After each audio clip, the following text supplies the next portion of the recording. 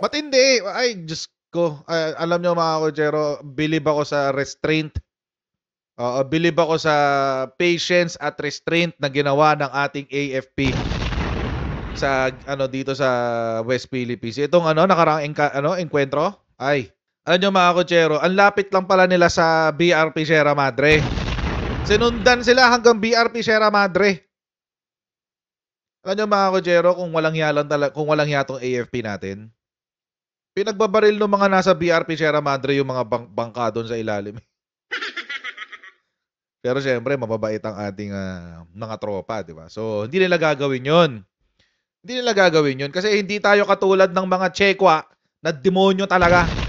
Hindi tayo katulad ng Chekwa Communist Party na na pinalaking parang walang magulang. Parang mga tumanda sa loob ng gubat. Oo, ganon. Grabe pala talaga yung nangyari, guys. Siyempre tayo mga civilian, hindi natin naman talaga alam kung ano yung mga naganap doon. Buti na lang talaga may video. Lumaki sa farm kasama ng mga baboy. Yan yung mga Chekwa Communist Party na yan. Oo, lumaki sa sa farm kasama ng mga baboy. Mga baboy sila. Oo. Yun ang pinaggagawa nila diyan sa West Philippine Sea. Criminal lang, sabi ko sa inyo mga kochero, ang Chinese Communist Party, that's a legalized syndicate. Sindikato yan, mga hayop na yan. Sindikato talaga yung mga yan eh. Sindikato yan. Nung panahon ni Digonggong, pag bumabatikos ako sa China, nagagalit yung mga DDS. Legit yun. Oo. Nung panahon na, 'di ba, si Pilipinas sobrang close na close kay China noon. Sabi ko nga sa inyo, pikit mata ko na lang na sinuportahan si Digong diyan eh. Pero bumabatikos ako sa China noon. Ay, mga Duterte Balahura supporters noon pa lang bumabatikos sa akin yan tungkol sa China. O ngayon, nakita nyo. Sindikato kasi talaga yan. The Chinese Communist Party is a legalized syndicate sa loob ng China. Dramatic video shows Chinese Coast Guards attacking Philippine naval vessels with knives and axes. Yan, no? Sabi, Manila released new footage of Chinese Coast Guard sailors brandishing knives and axe and other weapons in a clash with Philippine naval vessels. The scuffle happened near a strategic reef in the South China Sea. The Philippines also claimed that the Philippine Coast Guard is employing physical attacks, bladed weapons, blaring sirens, and blinding strobe lights. Actually, game, mag-send wave muna tayo, guys. So, bago tayo magpatuloy sa ating next topic, mag-shoutout muna tayo kay Sendwave. Ayan. So, kayo ay nasa US, UK, Canada, Italy, France, Spain, Ireland, and Belgium. May pwede na kayo magpadala ng inyong mga remittances sa Pilipinas gamit po ang Sendwave. At gagawin nyo lang ay download ng Sendwave app, lagay nyo yung bank account details nyo dyan at pwede na kayo magpadala sa GCash, Cash Pickup at iba't ibang mga bangko sa Pilipinas. At kapag ginamit nyo pa kayong promo code na Coach Jarrett, ayan, nakasulat nyo sa baba, ay makakuha pa kayo ng karagdagang $20 free credit. Kaya gamitan na si Sendwave for all of your remittance needs. Okay, panoorin muna natin yung balita. Tinawag ng Philippine Navy na barbaric at mga kawatan ang pangunguyog ng China Coast Guard sa mga Pilipinong sundalo na kasama sa resupply mission sa Ayungin Shoal. Bukod kasi sa panggigit-git at pagnanakaw ng mga armas, tinutukan pa nila ng patalim ang mga Pilipinong sundalo. Nasa frontline ng balitang yan, si Brian Castillo. Yan yung palakol, oh.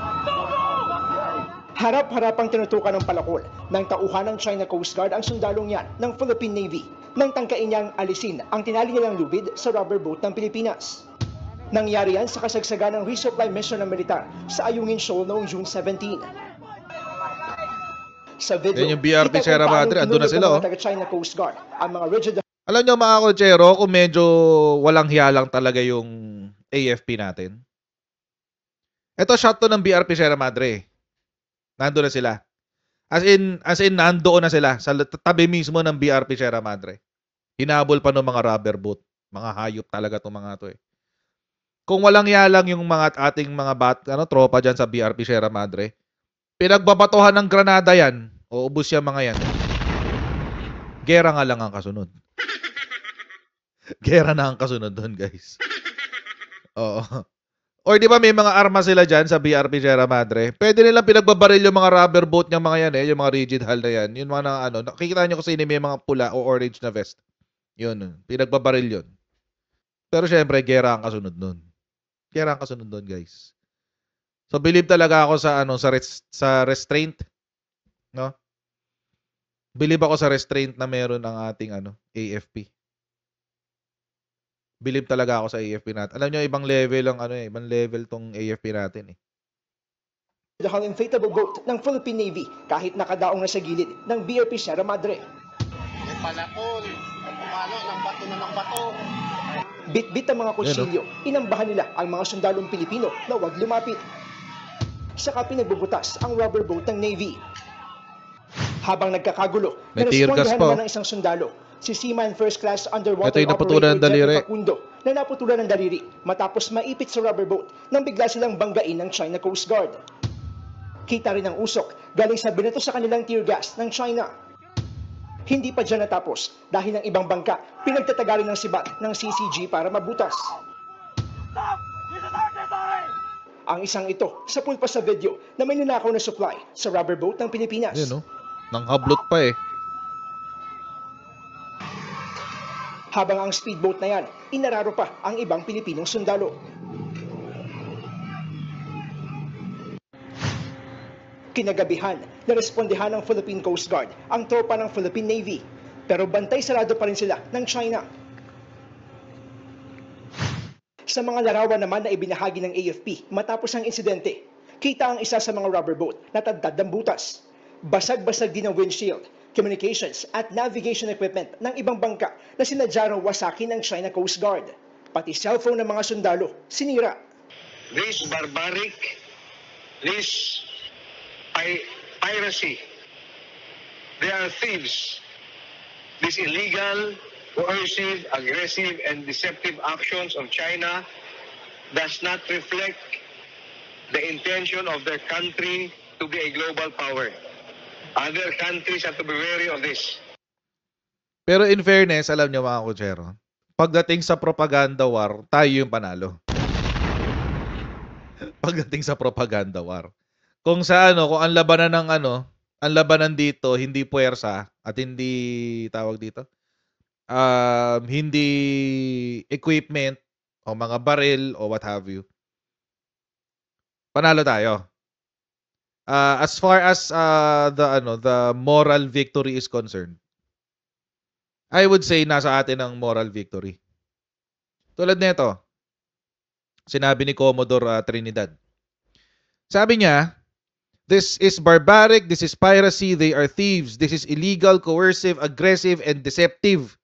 Actions of China does not reflect the intention of their country to be a global power. Other countries have to be wary of this. Sino yung pinapatungkulan dito na other countries? Siyempre, ASEAN. ASEAN lang yan. So, sinasabi dito, ang pinapakita dito ng Pilipinas sa ASEAN, hoy ASEAN, magising-gising kayo. Akala nyo ba kaibigan nyo ang China? Hindi. Hindi nyo kaibigan ng China. So at least sa moral at least sa moral ascendancy, meron tayo ng moral ascendancy. And this could also provoke, uudyokin din ba yung ibang mga bansa na mag-isip-isip din ng bahagya. Lalo na yung mga nandyan nakapaligid sa West Philippines, sa South China Sea. Kasi hindi lang naman tayo nandyan. So malamang sa malamang, nakita na to ng Vietnam, tapos nakita na to ng Indonesia na best friend kay China. Nakita na rin to ng Thailand na best friend din kay China. Nakita na to ng Cambodia na ngayon ino-occupy na ng China. Nakita niyo. Grabe yung ginagawa ni China sa ASEAN. Binibili isa-isa yung mga bansa. Antindi. As far as that is concerned, meron tayong victory dyan sa narrative. Kasi nga naman mga kotsero, sinong bansa ang matutuwa dito? I mean seriously, kahit di mo bansa yan nakita mo yung pinakamalaking bully dyan sa kanto nyo, ganito pala ginagawa. Alam nyo dati, hindi alam to ng ng ASEAN Hindi alam to ng mundo nung panahon ni Digonggong. Bakit? Kasi nga tinago ni Digonggong. Tinago niya may news blackout But do you think this is the first? Well, this is the first time it escalated to this point. Kasi nga tayo we are defending our rights diyan sa West Philippine Sea.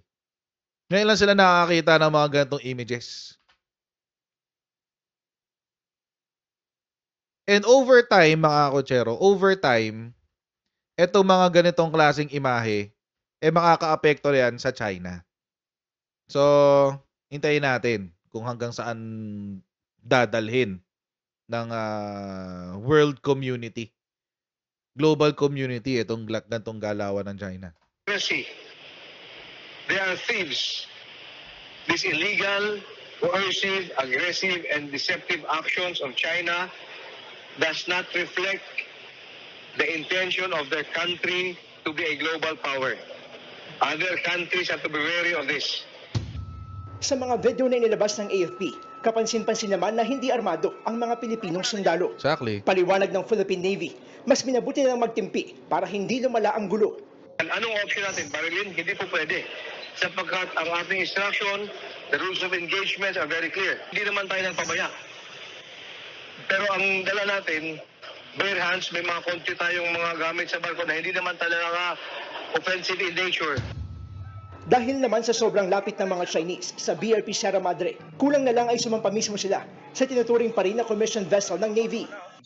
Pero tingin ng maritime security expert na si Ray Powell, hindi ito gagawin ng China dahil alam nilang mauuwi ito sa giyera. China has avoided directly assaulting the BRP Sierra Madre, in part because that would clearly cross the line. Dahil sa tindi ng naging garian sa Ayungin Shoal nitong Lunes, naniniwala ang ilang eksperto na napapanahon ng pag-usapan ng Pilipinas at Amerika ang pagpapagana sa Mutual Defense Treaty. Sa ilalim nito, obligado ang Amerika na saklolohan tayo sa oras na atakihin ang mga tauhan at alinang barko ng Military at Coast Guard sa West Philippine Sea. Para kay Powell, direktang pag-atake na sa Pilipinas ang ginawa ng China Coast Guard noong Lunes. True. Dahil dito, pwede na paganahin ng Pilipinas ang Article 3 ng Mutual Defense Treaty natin sa Amerika. Ito ay para masimula na ang pag-uusap para sa susunod nating hakbang. Hindi naman daw ibig sabihin nito na sasabak na tayo sa giyera. Pero sa pamamagitan ng MDT, pwede rin pag-usapan ang posibleng direktang partisipasyon ng Amerika sa mga susunod na RORE mission, lalo't dehado tayo sa China. China has force overmatch. It has more ships. It has larger ships. It is able to sort of flood the area and make it extremely difficult on the Philippines. Sa ngayon, pag-uusapan pa raw ng militar ang gagawing diskarte sa mga susunod na resupply mission. Ang sigurado raw, hindi kailanman magiging dahilan ng China para itigil ang paghahatid ng probisyon at pagkain sa mga sundalong nagbabantay sa Ayungin. Nagbabalita mula sa frontline, Brian Castillo. Huwag ma-provoke o magpadala sa lumalalang aksyon ng China sa West Philippine Sea. Yan naman ang payo ng isang dating maestrado ng Korte Suprema sa puwersa ng Pilipinas. Nasa frontline ng balitang yan si Elaine Fulencio. Sa kabila ng panggigit-git at panunutok ng patalim ng China Coast Guard sa mga barko ng Pilipinas sa West Philippine Sea, hindi pa ito itinuturing na armed attack ni dating Associate Justice Antonio Carpio. Kaya aniya, hindi ito rason para pumasok ang Amerika sa tumataas na tensyon sa West Philippine Sea. Armed attack kasi ang kailangan para mapairal ang Mutual Defense Treaty ng Pilipinas at Amerika. Kasi ang requirement armed attack, they use firearms. They do not use firearms. Pero para kay Carpio, maituturing na escalation o mas matindi ang mga bagong aksyon ng China. Ayon naman sa isang international law expert, maituturing ito na provocation o pangudyok sa atin. China is trying to push the limits, they're pushing the envelope because I'm sure they know the jurisprudence and the use of force, that they would try to prevent or they will not use guns, but they will use some other means to further their purposes. Sa harap Gray nito, zone tactics. giit ni Carpio na hindi dapat kumagat ang Pilipinas sa pain ng China. Kaya hindi nila ginamit ang baril nila eh. Because we are prepared for that na pinoprovoke tayo. Pag kumagat tayo, mas ang firepower nila mas malakas eh. Dapat we'll try to not to fall for their bait, no? Basta maka-resupply tayo, okay tayo. Ayon kay Carpio, dapat pantayan lang ng Pilipinas ang mga ginagamit ng China. You can retaliate in proportion to the attack. Yung sinasabi ni former Justice Antonio Carpio. Sa yan, sa criminal law yan. Sa criminal law kasi mga konsyero pag sa self-defense. The means employed para itanggalin mo yung threat should be equal to the threat na binibigay sa'yo. So, halimbawa, kapag hinabol ka ng kutsilyo, hindi ka pwedeng lumampas sa kutsilyo. Pwede mo lang siyang, halimbawa, hampasin mo ng something else, hampasin mo or kumuha ka rin ng kutsilyo, what have you. Kaya nga kahit na kapag nasa bahay ka, halimbawa, pinasok yung bahay mo na magnanakaw, tapos binaril mo yung magnanakaw, tapos wala namang threat sa'yo, wala, di pwede yun. Kukulong ka dun. Kasi mas malakas ang force mo. Or halimbawa, nagkatutukan kayo ng baril. Wala nagputukan ng baril, pero nung tumalikod siya, pinutukan mo, yun. Talo ka rin dun. Hindi self-defense yun.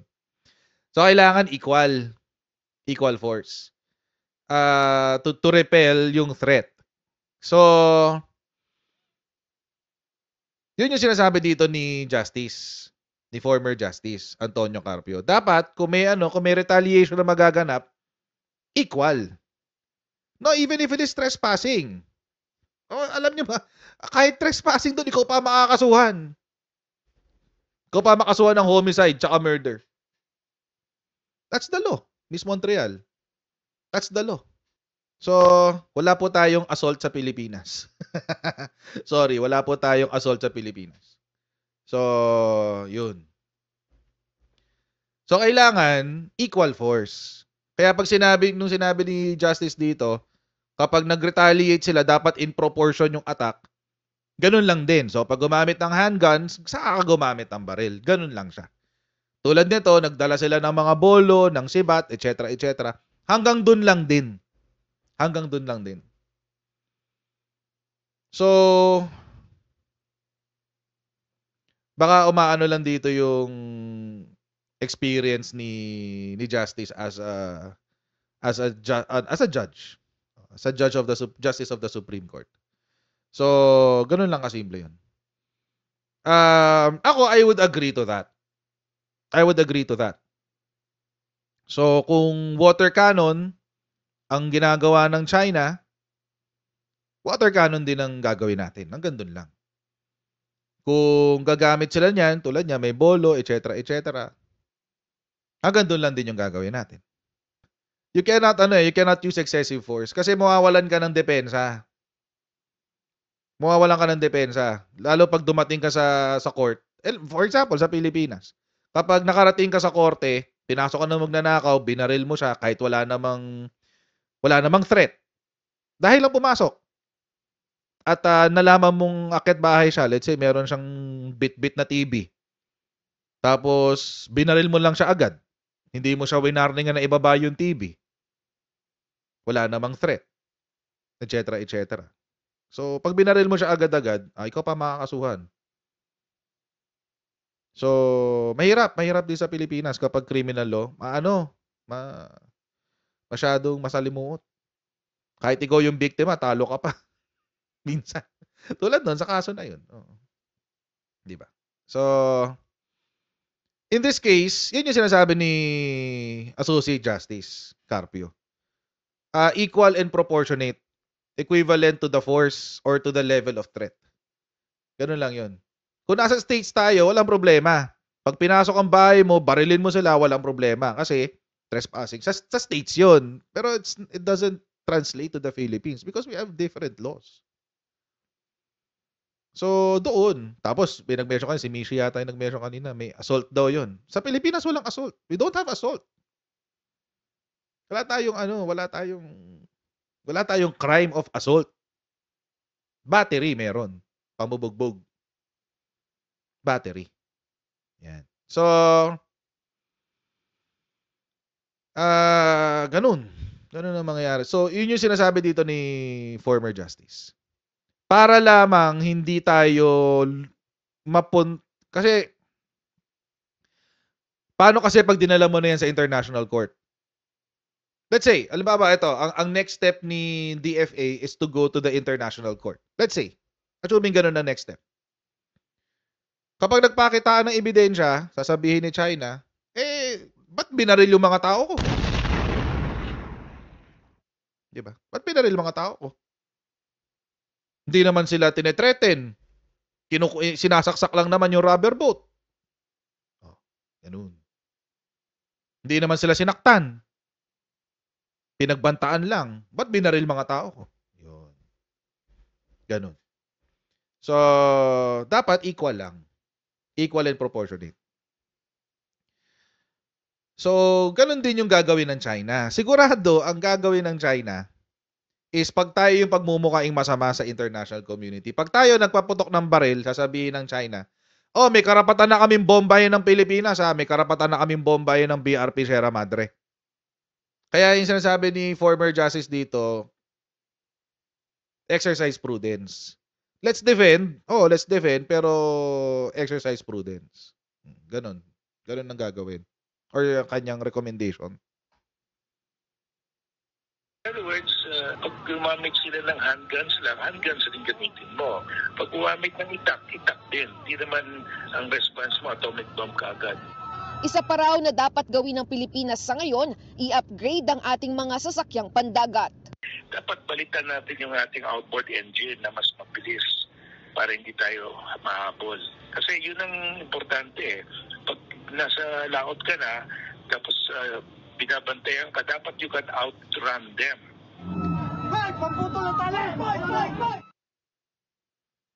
Ako, I think kailangan magdala ng at least mga ganitong klaseng weapons. Bolo, etc. Nilabasan na sila ng bolo eh. Or kahit pamputol man lang ng tali na yun. No? Not to hurt other people, pero to pamputol ng tali. Diba? So, I guess, ewan ko, bahala sila sa diskarte nila. Mas alam nila yan. So, bahala sila sa diskarte nila. But definitely, mga kotsero, ito, tatamaan dito ang imahe ng China. Definitely. Matindi ang tama nito sa imahe ng China. And they cannot claim, hindi nila pwedeng i-claim na peaceful sila. Tulad kanina, sinabi nila, professional and restrained daw yung kanilang ginawa. Sabi ng China, professional and restrained. Oo. Nasaan ang professional at restrained dyan? I mean, seriously, obvious naman eh. Nasaan ang professional at restrained dyan sa sistema na yan? Wala. Kaya nga sabi ko sa inyo, mga kotsero, eto mga to, kahit na medyo mukha tayong argabyado dito at nakaagigil at nakakagalit, at least meron tayong moral victory dito. Pwede natin ngayon to dalhin sa court, international court. Pwede nating dalhin to sa UN. Pwede na. Hindi lang yung environmental damage. Hindi lang yun. Pati yung mga ganitong mga instances, yung pagwa-water cannon, pagbangga sa mga barko, pagpirata ng mga gamit ng Pilipinas, etc. etc. Pwede nang gamitin yan. I think that's, kung ako tatanungin, I'm not hindi naman ako eksperto, pero kung babasahin lang natin yung sitwasyon, that's the best route. Alam nyo mga kotsero, ang strategy ng China, hindi nila papakialaman yung BRP Sierra Madre, gugutumin lang nila yung mga tao dyan. Kaya tingnan nyo, yung pagkain ng tinitira. Kahit wala namang construction supplies, etc., etc., titirahin nila yung pagkain. Bakit? Gugutumin nila yung mga tao dyan. Pag gutom na, wala na. Ma-abandon na yung BRP Sierra Madre. Pag na-abandon na yan, pwede na nilang silang pumasok. Pwede na yung sila yung pumasok sa loob. Yun ang strategy dyan. Gugutumin nila yan. Kaya kahit pagkain ang dadali nila dyan, wala silang pake, kukunin nila yan. Pagkain, gamot, what have you. Kukunin nila yan. Kasi ang gusto nga nilang gawin, gutumin yung mga tao dyan. Para mapuwersa silang umalis. But should we elevate this case or escalate? And dapat na ba tayong mag-ano sa Mutual Defense Treaty? Personal lang naman to, base sa mga nababasa kong opinion ng kung sino-sino dyan. Mga opinion ng mga ibang experts. Kasi I'm not an expert. Hindi naman ako expert sa ano eh. Should it trigger the Mutual Defense Treaty? Ito na ngayon yung tanong eh. Should we escalate the situation to the Mutual Defense Treaty? And call upon the Mutual Defense Treaty pala. I think, personally, we should. Agree ako sa sinabi ni Powell. We should start the process of triggering the Mutual Defense Treaty. At least, short-term solution muna tayo. Habang nagpapalakas tayo ng tawag dito, ng puwersa dito sa Pilipinas. Habang inaayos pa natin yung ating mga bagay-bagay na ang tagal pinabayaan ng mga nakaraang presidente, tulad ng ating defense, maritime defense, let's ask for the help of our partners. At least in the short term. In the short term lang. Kasi mga kotsero, wala tayong laban dito eh. We cannot do it on our own. May laban pala, sorry. Let me take it back. May laban tayo. Kung sa lupa ang labanan, malamang kaya natin yan. Kung sa lupa. Kasi hindi sa lupa. Sa dagat kasi, we will need special equipment. At ang special equipment natin dito ay mga barko. Which is wala tayo. Or very, very short. Kung ikukumpara mo sa China, China has, if I'm not mistaken, 300 or 3,000, 3,000 ships. 300 or 3,000, either of the two. Ay, ko nakakalimutan yun. Ilang beses ko na rin sinasabi sa inyo. Mga ganon, either 300 or 3,000 ships. Either of the two. So, yun. So, 300 daw. 300. We only have how many? Wala pa nga yatang 30. So as far as maritime defense is concerned, wala talaga tayong laban sa maritime defense. Wala talaga. Tanggapin natin yun. Kung lupa ang labanan, sige, go. Papuntahin nyo sila ng Palawan. O yan. O. Daong kayo dito. Dito tayo maglabanan. O. Sige. Why not? Kaya. Sa lupa. Pero kung dagat, mahirapan tayo dyan. Agree ako sa sinabi ni Powell na we should start we should start the process of the Mutual Defense Treaty in the short term. Short term lang. Hanggang ma-build up natin yung ating maritime defenses. Hindi, tsaka tahimik ni PBBM ngayon sa issue na to. Wala siyang sinasabi. Which is, I think, mga kotsero, it should not be taken against him. It should not be taken against him, yung pananahimik sa issue na to. Alam niyo kung bakit? Mas gusto ko ng tahimik siya sa issue na to, pero may ginagawa siya in the background na hindi alam ni China. Ang alam lang niya, yung mga nakaraang sinabi. But that's about it. So ako, kasi naniningil itong sila Frank Castro, yung mga opposition, syempre. Naniningil sila. Bakit tahimik ang Malacanang? Etc. etc. Hindi naman tutulad ng hindi to katulad ng rally diyan sa Menjola na palaging ginagawa ng Makabayan Black. Oo. So, mas gusto ko na hindi alam ng China yung gagawin ng Pilipinas.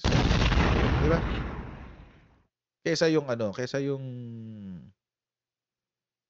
maingay, sinasabi yung mga plano, etc. etc. Lalo na to, national security to eh. So, I'd rather have him be quiet and just pag next na maritime next na RORE mission, biglang taob na lang bigla si China. Gulat na lang tayong lahat. Magdadatingan na lang bigla yung mga global partners natin. Mas gusto ko yung ganun. Magkagulatan na lang. But ito yung mga in-announce. At least ito yung mga nabalita. Okay, ito yung mga nabalita. Una, si Japan, nagsalita.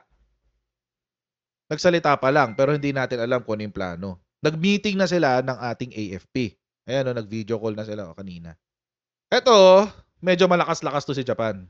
Dalo sa dagat. Ikaw ba naman atakihin ni Godzilla eh? Ikaw ba naman atakihin ni Godzilla noong 1945? Anyway. Maiba akong konti. Napanood nyo na ba yung Godzilla -1 sa Netflix? Ganda. Ang ganda niya, promise. Panoorin nyo yung Godzilla -1. Medyo, ito malakas ang ang kanilang maritime tao dito. Yung kanilang maritime defense. Hindi lang natin alam kung paano yung gagawin nila. Of course, alam niyo mga kochero, mas gusto ko na magulat na lang tayong lahat. Oy, nandiyan na pala yung Japan sa West Philippines. Mga ganon. Mas gusto ko yung ganon. Oo. So, nag-teleconference sila kanina. Ang sabi ng Japan, JSDF always stands on the side of AFP and JSDF will deepen its cooperation with Philippines and like-minded countries. Ang sabi naman ng ating AFP, we are very thankful for the support that Japan is giving us. Japan was one of the first countries that gave its support condemning the actions of the CCG. Imagine mga kochero, yung dating sumakop sa Pilipinas, isa sa mga nagtatanggol, posibleng magtanggol ngayon sa bansa, di ba? So, that's one. Tapos, pati si US Navy naman. Si US Navy, which, mga kochero, huwag niyo pong kalimutan, meron silang base dyan sa may Hawaii. So, medyo malapit-lapit sila. Rallied support for the Philippines and reaffirmed its robust ties with Philippine Navy amid challenging times. Sabi, we are glad we are here during these challenging times. This underscores all the things that our national leaders are saying with respect to our relationship as friends and partners. So, hopefully, meron ng action. Kasi, di ba kasi yung statements Of course, statements is one thing. But you put your money where your mouth is. Hindi pwedeng puro kuda lang ng kuda. Kailangan tawag dito, umakto din tayo. Kailangan umakto din. Sabi ni Softbites, i-reactivate daw yung Subic. I think yun na yung next step. May nabalitaan ako recently.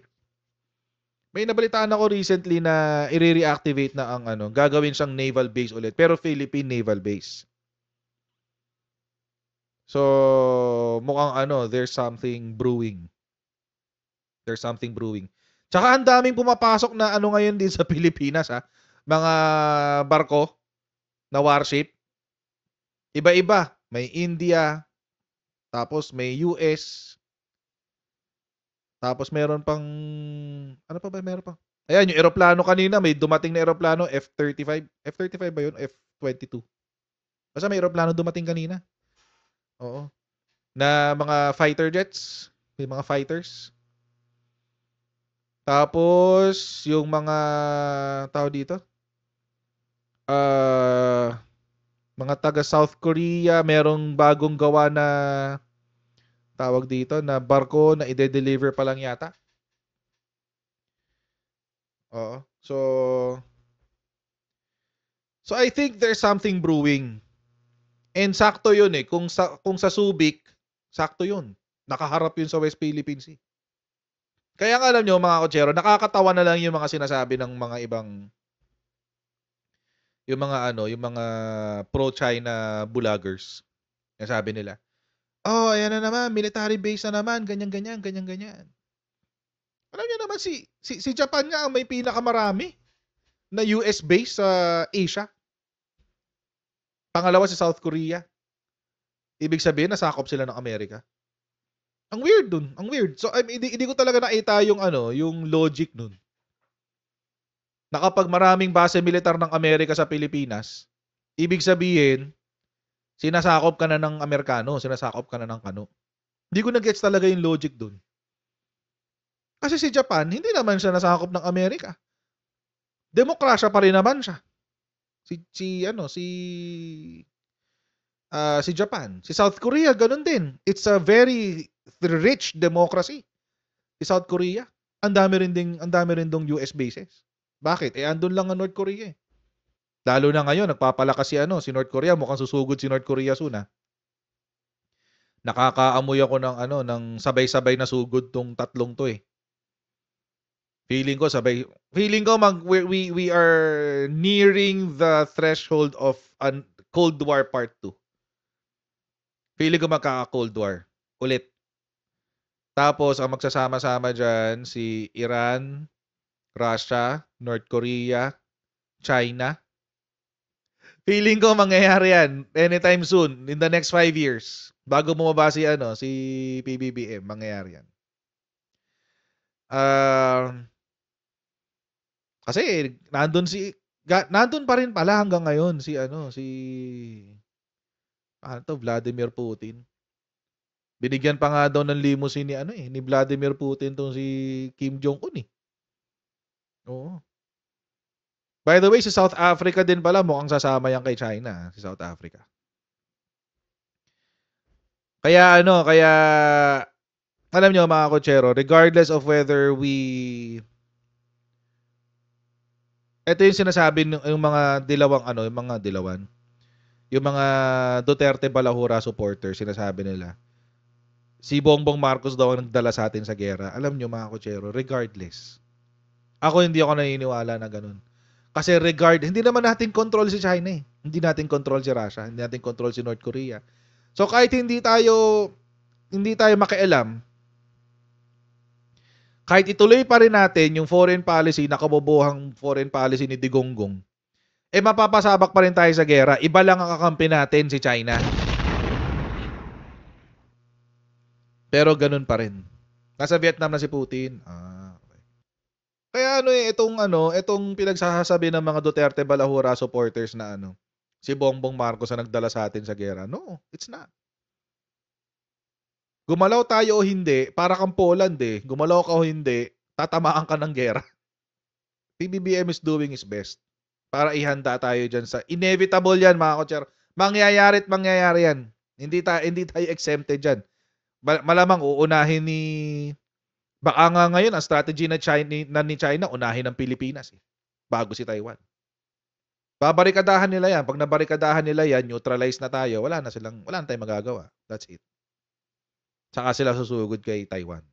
Regardless kung sinong nakaupo, war will happen. It's just a matter of now being prepared doon sa inevitable.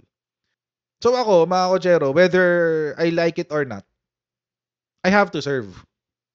Pero if I do serve, I'll do it with all my heart. If I do serve. Hindi ko alam kung kaya ko pa. Tanda na ako eh. Pero if I do serve, kung tawagin ako ng army natin at kailangan ko magsilbi in whatever capacity I can give, I'll do it. And I'll do it with all my heart. What's the best route? Na-mention ko nga kanina. I think the best route could be 2 things. Number 1, i-activate na muna si Mutual Defense Treaty. Nagsasabi siya na kailangan daw mag-negotiate na ang Pilipinas. Alam niyo mga kotsero, this is a basic this is a fundamental concept pagdating sa negotiation. You negotiate from a position of strength. You negotiate from a position of strength. Ibig sabihin, bago ka pumasok sa isang negosasyon, kailangan meron kang alas. Hindi ka pupunta sa negosasyon na babluff ka lang. No, you can't. Kasi walang negotiation na mangyayari. Now, how are we going to negotiate? Right now, let's say wala pa mutual, hindi natin inactivate si Mutual Defense Treaty, etc., etc. How do you think, sa palagay nyo, how do you think will the negotiation happen? Anong sasabihin ni China? Sabihin ni China, umalis kayo dyan. Amin yan eh. Umalis kayo dyan.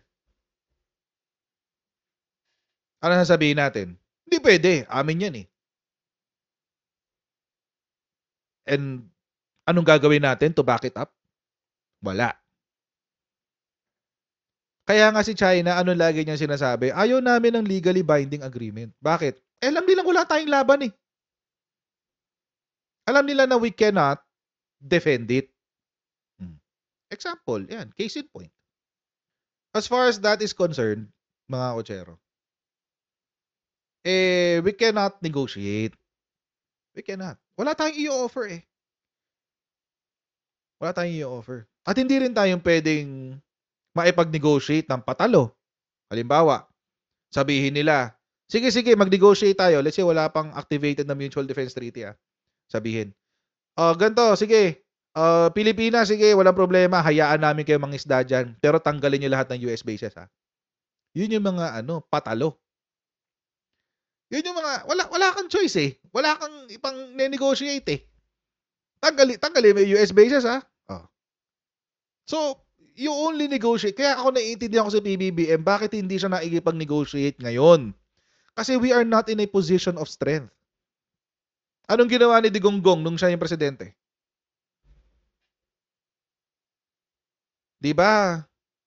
Ang pinang-ano niya sa China is tatanggalin niya ang VFA. Yun ang come-on niya kay China. Puputulin ko lahat ng relasyon ko sa Amerika. Hindi niya in-enforce yung EDCA. Hindi niya tapos ipapasuspend niya yung VFA. Naalala niyo ba yun? Baka nakakalimutan natin yun.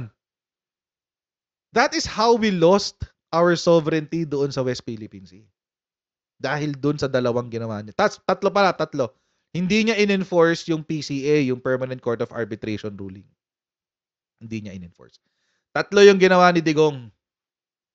Yun yung mga dahilan kung bakit, may problema tayo ngayon dyan sa West Philippine Sea. Baka lang nakakalimutan niyo. Baka lang nakakalimutan din nyo ng mga Duterte Balahura supporters. Yun yung reason dun. 2021, anong ginawa ni Digonggong?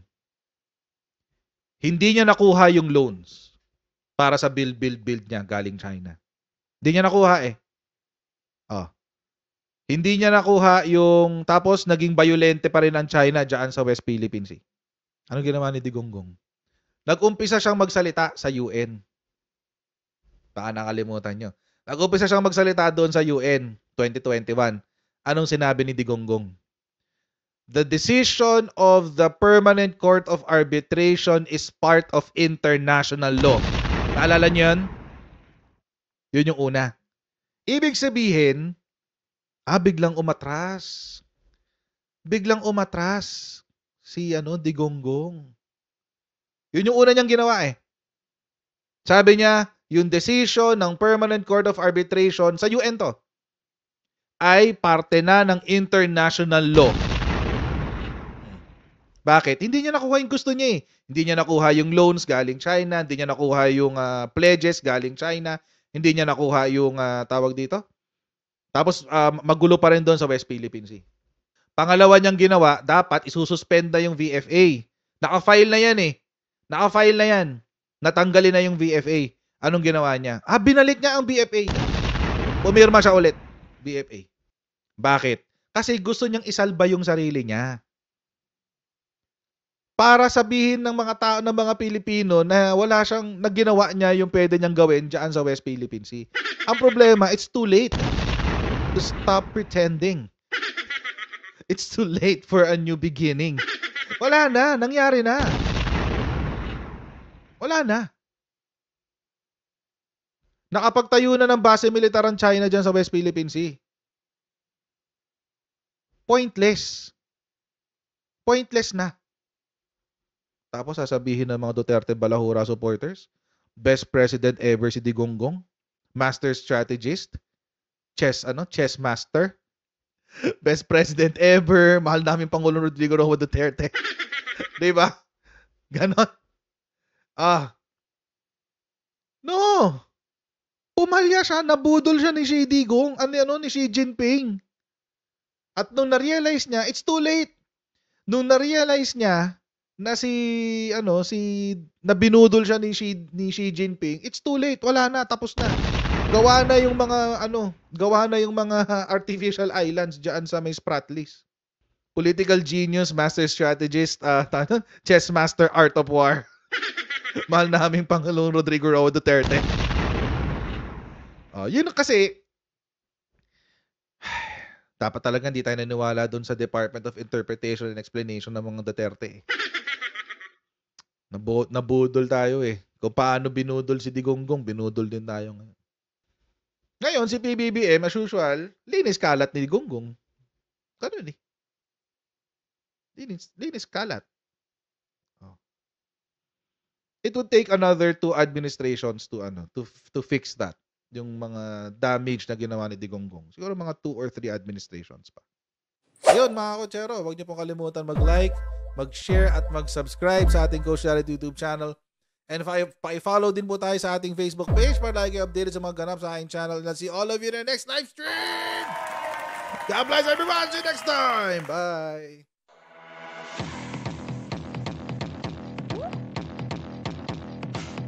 Pag ganun, huwag natin gawing tanga mga Pilipino.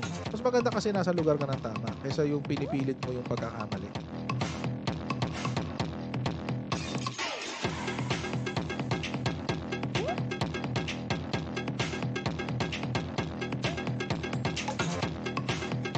Are they willing to go that far? Hindi makakalimutan ng Pilipino yan hanggat di nasasagot niya. Sino ngayon nagsasabi ng totoo?